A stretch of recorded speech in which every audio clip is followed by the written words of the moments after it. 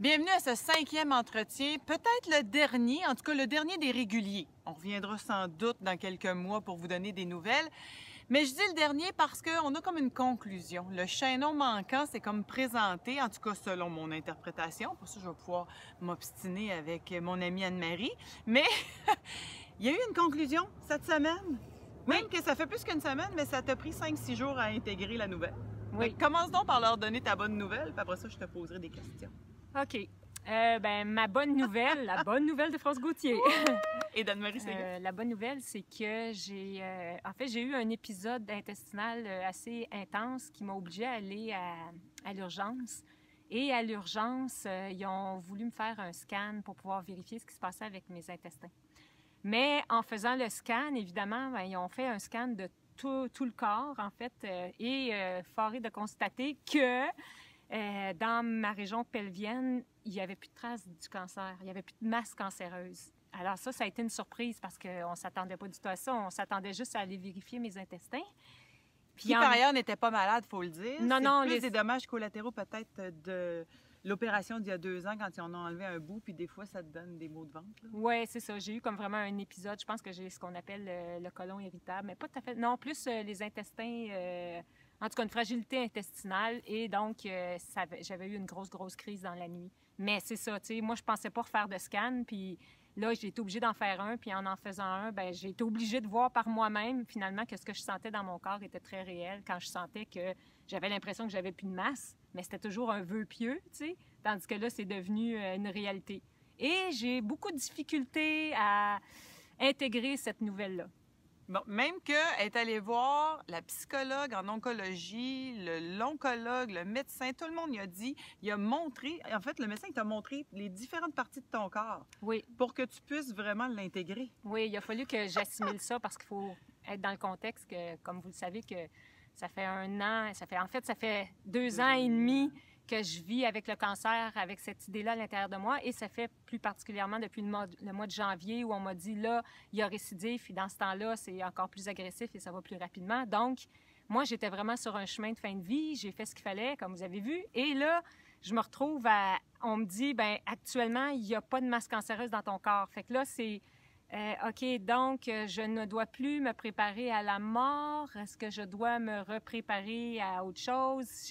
Fait qu'il a fallu effectivement que j'aille voir une psychologue là, parce que mon cerveau, il a comme de la difficulté à capter ça. Puis donc, la psychologue a dit, on va le redemander à ton oncologue. Et là, c'est là que l'oncologue m'a amené dans son bureau et on a ouvert l'écran d'ordinateur. Et là, il m'a vraiment montré les scans avec les différentes coupes de toutes les parties de mon corps. C'est-à-dire, on a vu le foie, on a vu la rate, on a vu les poumons, on a vu les intestins, on a vu le pancréas, la vésicule biliaire. J'ai tous ces morceaux-là encore, c'est très, très intéressant.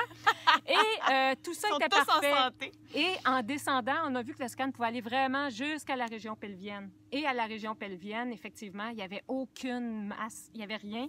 Et c'était écrit aussi, là, j'ai lu, pas de masse cancérie, machin, des termes médicaux, là, mais tu voyais que c'était aucune trace de... Bon. OK, c'est une bonne nouvelle. Mais on dirait qu'elle est fatiguée. C'est parce que j'ai peur aussi là, de comme être fatigante. T'sais. Je dis ça en riant, mais moi, je prépare mes enfants. Et là, tout d'un coup, ça va bien.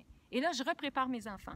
Et là, tout d'un coup, je les rappelle encore. Là, je vais dire, ou bien elle est folle, hein? Elle est complètement cinglée, ou bien, tu sais, j'en suis à me dire, là, je vais me taire sur ma santé, là, parce que je suis comme tannée d'en parler, puis c'est comme... faut moi-même que j'assimile que j'ai encore du chemin devant moi, puis qu'est-ce que je vais faire avec ce chemin-là, parce que vraiment, j'avais tout liquidé, là. Donc, j'ai une belle page blanche, encore. Ça, c'est extraordinaire, surtout pour un auteur ou pour n'importe quel artiste que tu es. Toi, tu es une artiste de la vie. Ouais. Puis, tu as décidé, avec le temps que tu as en avant de toi, en tout cas, de faire un reset, de partir dans le sud pour quelques mois. Et là, en plus, tu peux partir sans aucun souci. C'est pas merveilleux? Oui, c'est ça. Mais c'est ça qui est drôle, parce qu'au départ, je m'étais dit que j'allais aller en Floride pendant 2-3 mois, en fait, là, décembre, janvier, peut-être février. Mais c'est sûr que j'y allais avec une inquiétude de me dire, bon, si je suis malade, qu'est-ce qui va se passer? Si le cancer a migré, puis je le sais pas, s'il est dans mes poumons, puis je le sais pas. Là-bas, je peux pas être assurée. Donc, pour moi, je partais, mais je partais avec une épée de Damoclès sur la tête. Tandis que... Et je voulais pas faire de scan. Et mon corps, qui est extraordinaire, m'a créé un gros bobo dans l'intestin pour m'obliger à aller faire un scan. Voilà. Et donc, j'ai fait le scan et pour me montrer, regarde Anne-Marie, il n'y en a pas. Tu peux partir sans crainte. Ton corps a son intelligence à lui, puis Oui. il t'a vraiment amené à en prendre conscience pour vrai cette fois-ci. Oui, il a voulu me montrer noir sur blanc, c'est le cas de le dire, que c'était correct que je parte, puis c'était même essentiel parce que là, c'est la semaine prochaine que je pars. Donc, je m'en vais en Floride, puis je m'en vais passer. Je m'en vais, en fait, j'ai vraiment envie d'aller me rencontrer. C'est-à-dire que toute ma vie, j'ai été responsable de mes enfants, des membres de ma famille, d'amis, De ton travail. de mon travail, etc. Et là, j'ai vraiment rien. J'ai aucune préoccupation. J'ai aucune obligation. J'ai aucune responsabilité. Alors là, je pars vraiment à 52 ans. Ce que j'aurais pu faire quand j'étais jeune, mais quand j'étais jeune, j'ai eu des enfants. Alors, je pars vraiment pour 3 mois et j'ai envie d'aller explorer. J'ai envie d'aller nager avec les dauphins. J'ai envie d'aller regarder les couchers de soleil. J'ai envie d'aller me baigner dans la mer. J'ai envie même d'aller m'occuper de chevaux là-bas. Des chevaux qui ont été abandonnés, qu'il y a certains centres qui s'en occupent. Bien, j'ai le goût d'aller offrir mes services comme bénévole. Je ne sais pas ce que je vais faire là-bas, mais j'ai vraiment le goût d'y aller avec une page blanche, puis ça, je trouve ça extraordinaire. Écoute, il y a plein de gens qui nous ont posé des questions suite à la dernière diffusion, celle où tu as expliqué, entre autres, que physiologiquement, pendant l'été, il s'était passé quelque chose, puis que tu avais comme, selon tes propres termes, flushé la masse. Hein? Ça a sorti dans une espèce de liquide qui était non identifié. Oui. Et pour moi, c'était un peu ça le chaînon manquant, en ce sens que il y a beaucoup de gens qui m'ont posé la question, mais pourquoi vivre un deuxième épisode? Pourquoi vivre un deuxième épisode du cancer? Et là, je pense que ce serait intéressant que tu dises aux gens qu'est-ce que tu as compris de ce deuxième épisode-là pour toi.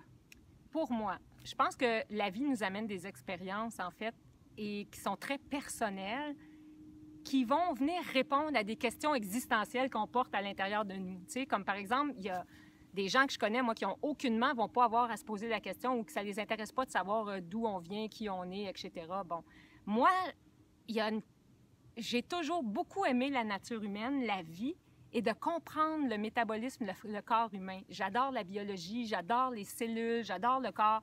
Je trouve que c'est une machine exceptionnelle. Et la deuxième partie, c'est-à-dire la récidive de cancer, la masse, pour moi, c'était un élément essentiel que j'ai à vivre ça parce que ça m'a permis de voir que naturellement, le corps est capable, effectivement, de se libérer quand c'est ça qu'il y a à faire.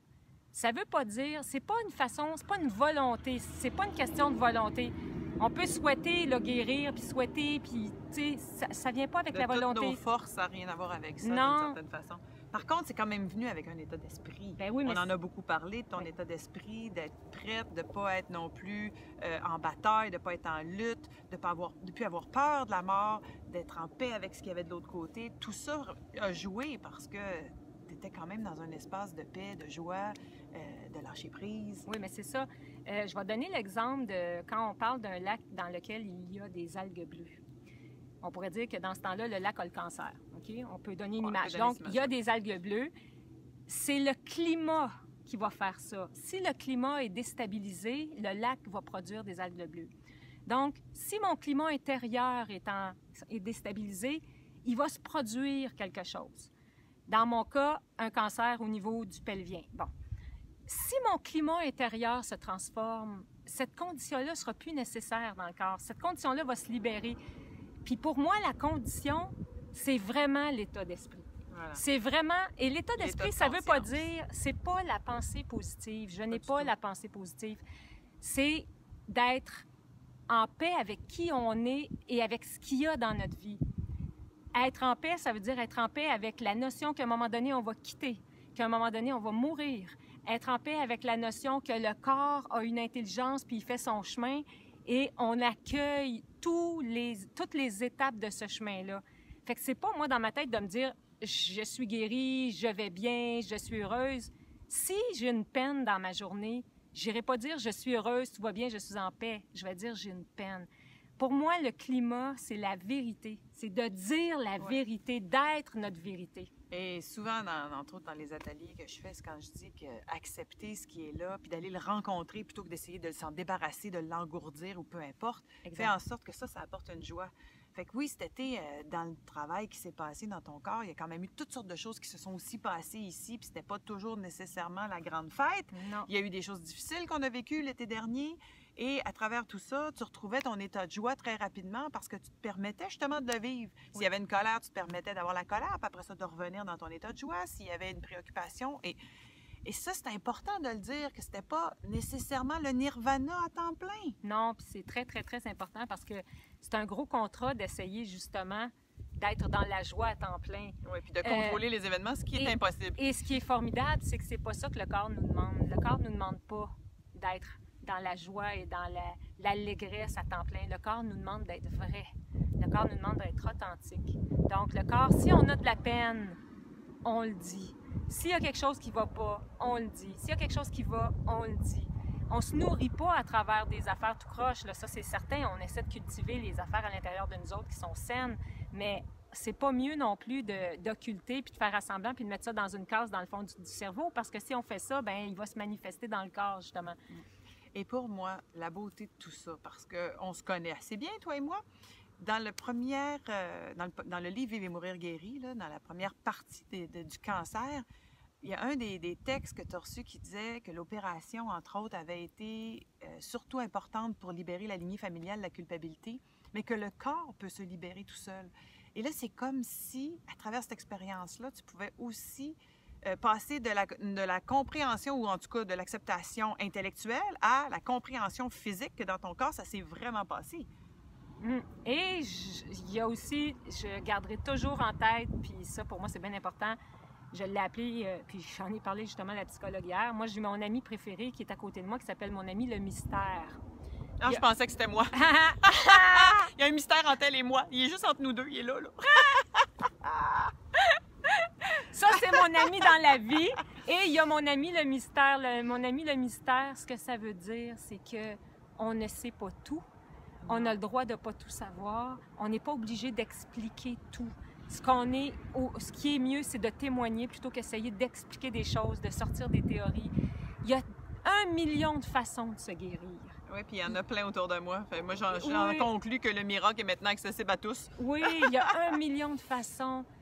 Quand on est vrai, quand on est nous, on va trouver notre façon personnelle. C'est une aventure personnelle dans laquelle on a une panoplie d'outils autour de nous qui vont nous permettre justement d'aller vers qui on est de plus en plus. Que ça soit... Puis quand ça va être le temps que Et à un moment donné, je vais mourir, c'est sûr et certain. OK, on va appeler ça quitter, parce que moi, j'ai quand même écrit un livre qui s'appelle « On ne meurt pas ». Je crois pas à la mort. Puis toi non plus. C'est un mot. On dit-tu qu'on va juste quitter le plan, puis que tu vas laisser ton corps en arrière peut-être? On peut l'appeler comme ça, mais vu que dans la terminologie, ça s'appelle la mort, là, on ne jouera pas avec les mots, mais je comprends ce que tu veux dire, puis je suis d'accord. Mais tu sais, à un moment donné, je vais mourir.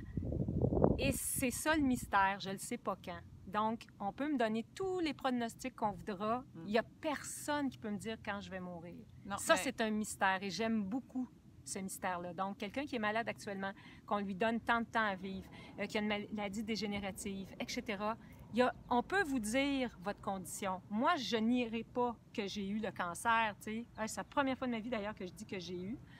Oh, wow! Et je nierai pas la condition. Je vais pas nier le pronostic, mais il n'y a plus personne jamais qui va me donner le diagnostic. Mais il n'y a personne qui va me donner un pronostic parce que je l'ai écouté, là, le pronostic. Puis là, va falloir que je me rachète du linge, puis une carte de crédit, puis parce que là, j'ai du temps devant moi. Fait qu'il va falloir que je me refasse quelques petites provisions de vie, tu sais. Oui, c'est merveilleux. Y avait-tu d'autres questions de tes gens? Oui, il y a beaucoup de gens qui nous ont posé, entre autres, la question par rapport à l'écriture inspirée. Pourquoi ne pas avoir demandé en écriture inspirée ce qui s'en venait et justement, c'était quoi le chaînon manquant? Bien, premièrement, on en a fait beaucoup d'écriture inspirée, puis on nous a dit beaucoup de choses. Mais le problème avec l'écriture inspirée, c'est que quand ça nous est dit, on le comprend 6 mois plus tard. Alors, ça nous avait déjà été dit. Quand j'ai été opérée, moi, la première fois en 2013, bien, on nous avait dit clairement que j'allais vivre une guérison complète et que j'allais retrouver l'énergie de mes 15 ans. Bien, ça, je l'avais déjà fait en écriture inspirée. Le problème, c'est que ça m'a pris 2 ans et demi avant de l'entendre. Oui, exactement. C'est Et en ça. plus, c'est que parce qu'on a pensé la première fois que c'était ça, puis finalement, ben, c'était cet été, la véritable Oui. Et guérison, entre guillemets. c'est ça, et on le met entre guillemets. Moi, je ne dis pas que je suis guérie du cancer. Ce que je dis, c'est actuellement, dans le moment présent, mon corps n'a aucune trace de masse cancéreuse. Donc, c'est fantastique. Puis, moi, je respire la vie. Alors, actuellement, dans mon moment présent, je suis en pleine vie et je n'ai pas de cellules cancéreuses. Et je ne sais pas ce qui va m'arriver dans 3 mois, 6 mois, 12 mois, selon la condition que je suis. Et ça, c'est le mystère. OK. Ben, moi non plus, je le sais pas, mais je vais faire un pari en terminant. Elle aime ça. Oui, je parie que tu vas mourir en santé. Ah, ça, c'est sûr, par exemple. Puis moi aussi. Alors, est-ce que ça vous tente, vous autres aussi? Merci beaucoup. Merci d'avoir écouté ces capsules-là. Merci de les avoir partagées. Anne-Marie part en Floride. Je la laisse partir. Je vais vous redonner des nouvelles. Quand elle va être de retour, peut-être qu'on pourra répondre à d'autres questions si vous en avez des nouvelles qui émergent. Mais on va quand même se donner un beau 3 mois de congé. Ah oui. Hein? Oui. Merci beaucoup tout le monde. Bye bye. Bon voyage, mon ami. Oh!